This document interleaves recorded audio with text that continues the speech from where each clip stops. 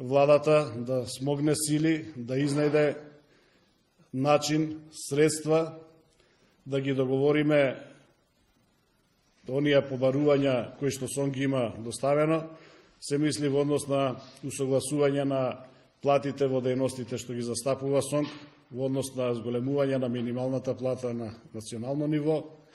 продолжување на преговорите за подпишување на колективни договори во детските градинки, основното и средното образование и секако договор за динамика за пораст на платите во овие дејности за 2023 година и 2024 година. Кога зборувам за овие дејности,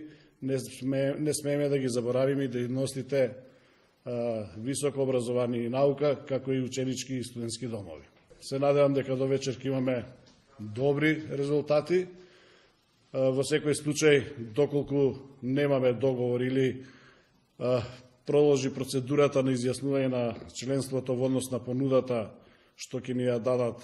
од влада, во секој случај јавноста ќе биде информирана и тоа би значило дека најверојатно и текот на утрешниот ден ќе биде под знакот на штрајкот.